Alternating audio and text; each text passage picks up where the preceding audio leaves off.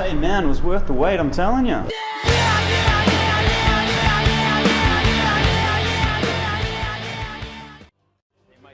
They might use it as an entry to exporting chicken to us, which would be, you know... No, we will be exporting chicken to the Chinese. Can we buy a Chinese firm? No, not right now. Then why should they buy one of ours? Why not? Because we can't buy one of theirs. Open up the market. Very, very well. Yes, Clarice. we have capitalism and we embrace it. Then they don't, yes, Clarice. Clarice. We have Open up the market. Very, very well. yes, Clarice. we have capitalism.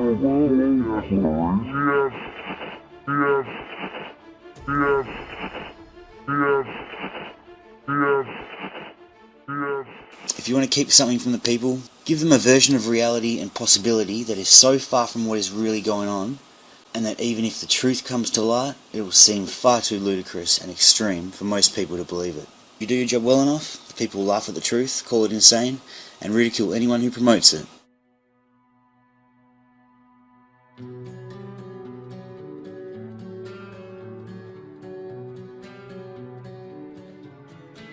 They're all over the planet. You find the ancient legends and accounts of gods from another world, who interbred with humanity to create a hybrid network of bloodlines. The Old Testament, for example, talks about the sons of God, who interbred with the daughters of men to create the hybrid race, the Nephilim.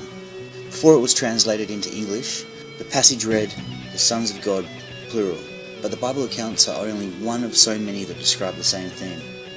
The Sumerian clay tablets found in what we call now Iraq in the middle of the 19th century tell a similar story.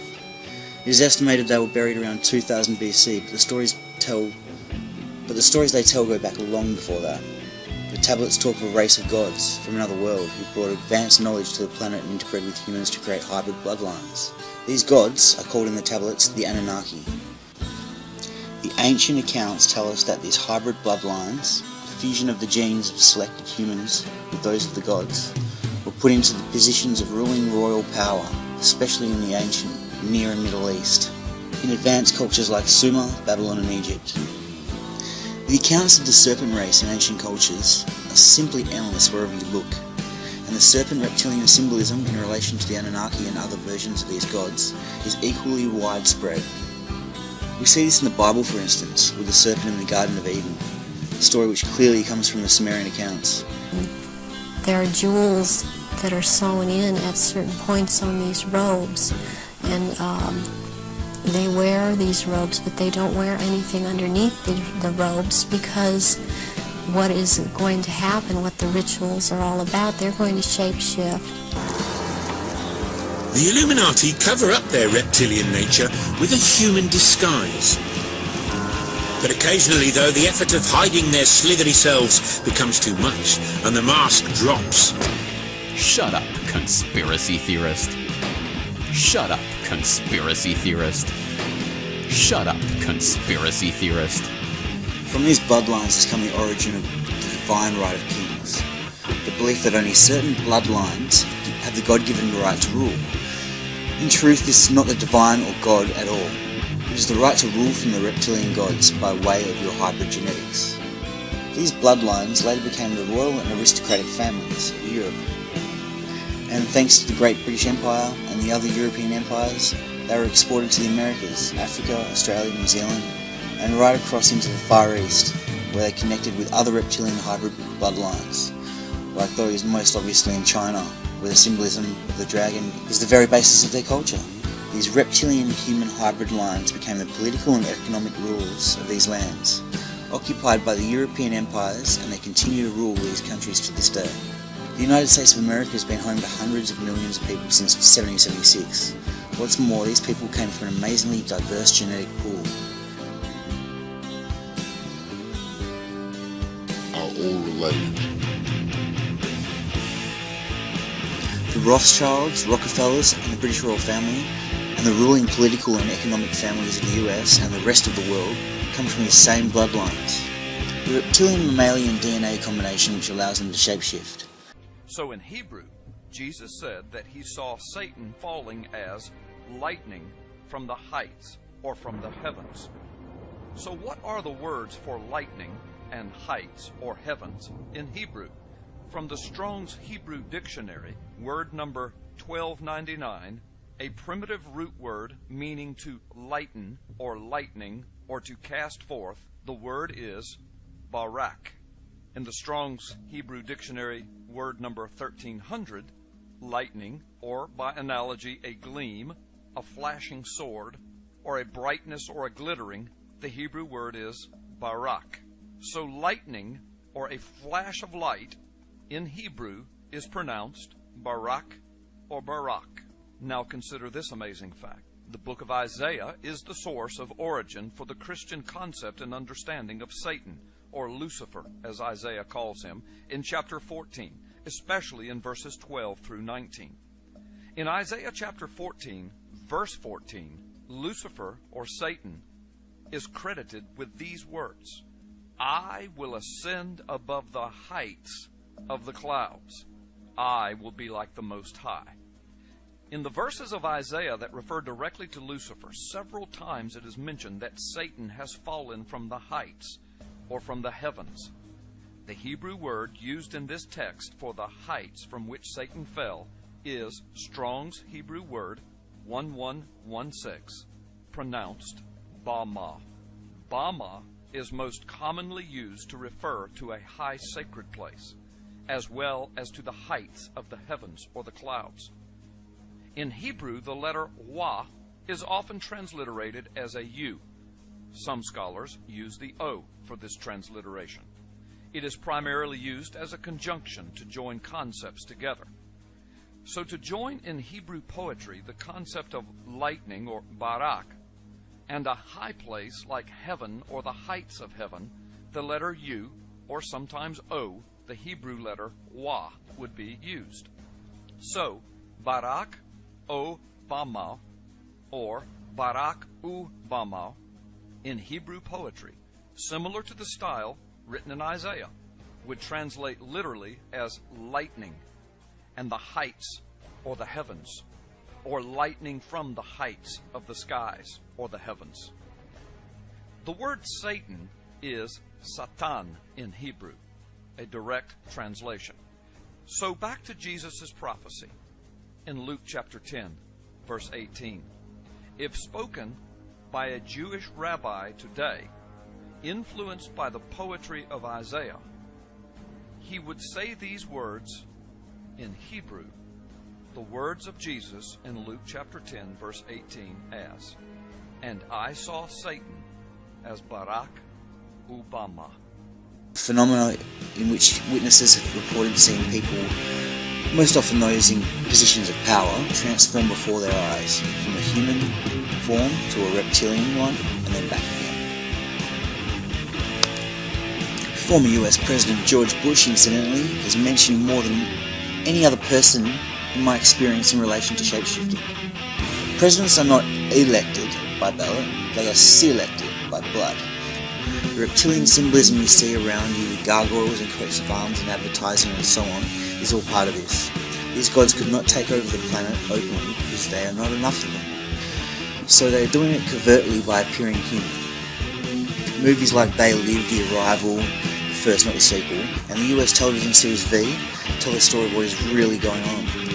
New World Order and conspiracy researchers also have political and religious belief systems to defend, and while they uncover one level of the conspiracy, most reject and even ridicule what I'm saying about the reptilian nation. That's fine, but unless they encompass this bigger picture, they will never, in my view, understand what is truly happening around us. As Gandhi said, even if you are in a minority of one, the truth is still the truth.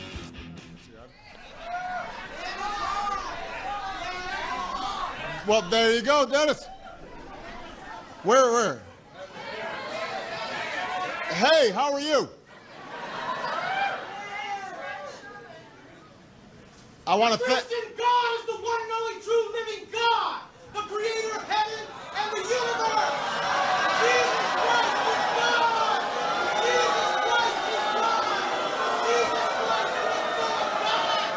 Jesus Christ is the Son of God. I agree. You are anti-Christ. Because you said,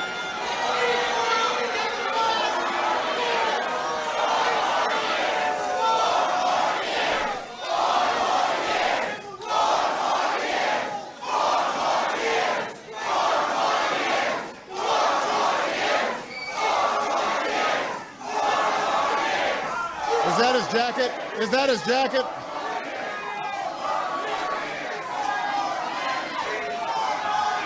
Is that his jacket? First of all, I agree Jesus Christ is the Lord. I believe in that. If you wish to control a mass population, you have to disconnect them from the true knowledge of who they are and their own infinite potential to manifest their own destiny and control their own lives. You have to persuade them that they are insignificant and powerless, so they will live their lives in accordance with that. This is where religion has been one of the most effective weapons of the Illuminati. Food additives, fast food, fluoride in the water supplies, the poisons. While she may not be human, she is a devoted leader and a monarch, and she believes her subjects will grow to accept her and her family for what they are. He told close associates and aides that he was alarmed when the Queen showed her true reptilian bloodline colors by shape-shifting a number of times while he greeted her. He claimed the Queen shifted between reptoid and human form 3 or 4 times while meeting with Putin. According to Putin, when the Queen revealed her underlying reptilian nature by shape-shifting, her face turned scary with evil-looking slit eyes and a long, dragon-like snout. He also saw the old monarch shape-shifting when Obama helped her down the stairs. Putin said that when Obama held the Queen, her hands turned reptilian green and scaly, and when she smiled, she revealed sharp and spiky reptilian teeth that glistened evil.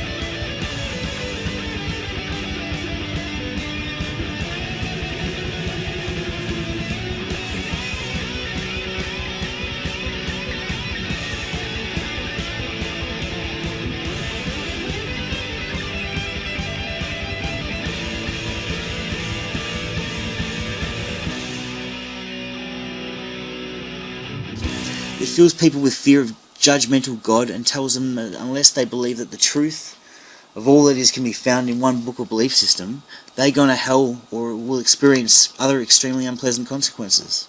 Different religions have also been wonderful vehicles for dividing and ruling the people through arrogant, self-righteous, interreligious conflict. The reptilians created the religions for this reason, and the key players within them do not even begin to believe the nonsense they parrot to their followers. They just want the population to believe it so they'll be easy to control. This is why you find so many famous Christian evangelists are actually Satanists. Their Christianity is just a smokescreen. The suppression of the true knowledge of healing and the domination of drug and surgery-based medicine ensures that the human physical body operates at a far less than its optimum potential.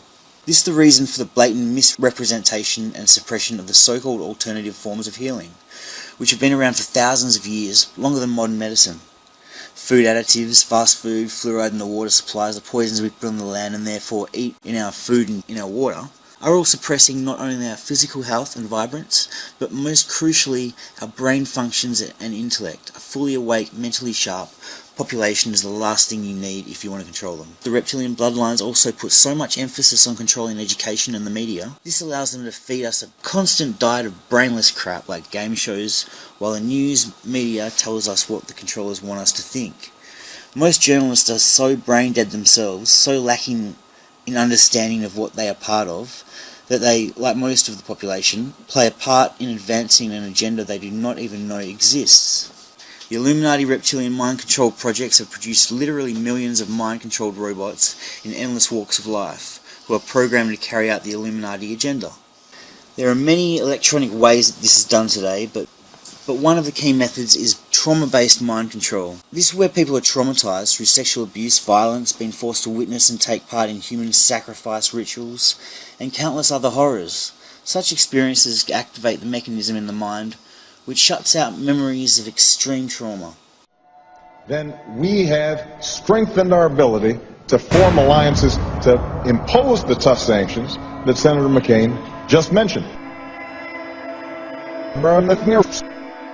Burn the news. Burn the news. Yes, we can. Yes, we can. Yes, we can. Yes, we can. Yes, we can. Yes, we can. Yes, we can. Thank you, state. Thank you, state. Thank you, state. Thank you, state. Thank you, state. Thank you, state. Thank you, state.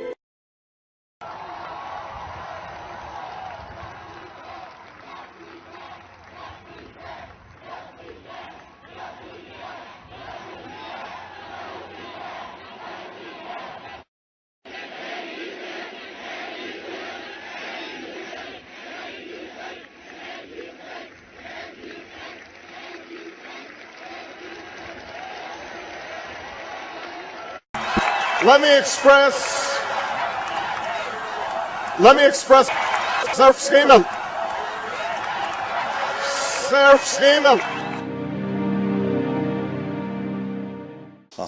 The mind puts an amnesic barrier around the memory so we do not have to keep reliving it. This is a good thing, but the Illuminati have developed methods of using this technique to traumatize a mind over and over until it fragments into a honeycomb of disconnected amnesic barriers. They then program these different fragments of mind, alters as they call them, with different tasks. The tasks are pre-programmed to be activated with a trigger, word, colour, sound or whatever. Once the trigger is given, that programming locks in and the person will do whatever they have been programmed to do. This can be to have sex with a famous politician, which they will not remember, to assassinate someone like John Lennon, to go crazy with a gun in a school, which leads to gun control, etc. The concentration camps of Nazi Germany, under the supervision of the Angel of Death, were one of the major centres for such experimentation. Let me see you as you really are. Regarding current operations, and I just want to go through a list of them very quickly, of these facilities and corporations for which we have witnesses who can be subpoenaed by the committees of the Congress. This was developed at the request of Congressman Christopher Cox of Orange County, with whom I met, and was later further developed for the briefing that we put together for President Obama. These facilities are the Edwards Air Force Base and subsections where at the dry lake bed where the Lockheed Skunk Works operations, Haystack Butte, China Lakes, George Air Force Base, and the closed Norton Air Force Base, where an anti-gravity device, so-called alien reproduction vehicle, for which we have the schematics, was seen by Frank Carlucci and others on our witness team. Tabletop Mountain and Blackjack Control. The aerospace facilities there are the Northrop Anthill Facility, Tejon Ranch, the McDonnell Douglas Llano Plant, Lockheed Martin Hellendale Plant, and the Phillips Lab. At the Nellis Air Force Facility, so-called Area 51, no one calls it that. There's S4 and S12, Pahoot Mesa, Groom Lake, and a number of sub-facilities. The most important facility is in Utah, near Provo, the Dugway Proving Grounds, all of which is underground, and the airspace above it is classified. There are no roads into this facility. The New Mexico facilities include Los Alamos National Labs with underground connectors to the so-called Dulce area where the biological work is being done, and Kirtland Air Force Base. And the complex there includes Sandia National Laboratories, Phillips Labs, Manzano Mountain Weapons Storage Facility, Coyote Canyon, and the White Sands Complex. In Arizona, near Fort Huachuca, which is Army Intelligence Headquarters, there is a UGB underground base where one of our witnesses, who will testify, worked on 9 separate extraterrestrial vehicles that had been down through advanced electromagnetic pulse weapons, and there are several different species of extraterrestrial biologicals stored at that facility. The other facilities, and this goes on, include a special compartmented area of Cheyenne Mountain, where we have witnesses in our team who can be subpoenaed, where we have tracked extraterrestrial vehicles in our solar system that were measuring 26 miles in diameter. There are also facilities in Australia, a key one being Pine Gap, the so-called Alice Springs facility, which is mostly a U.S. Air Force facility, even though it is in Australia. I recently talked to the Deputy Prime Minister of Australia about this. Also, the Redstone Arsenal and the Marshall Space Flight Center. We have a scientist at the Redstone Arsenal who works under contract for IT&T who have developed these transdimensional systems. He was under contract with my project to bring these energy devices out, and he was then threatened by a former CIA director and what I call the goon squad that went down there 3 years ago in March. Hey man, it was worth the wait, I'm telling you.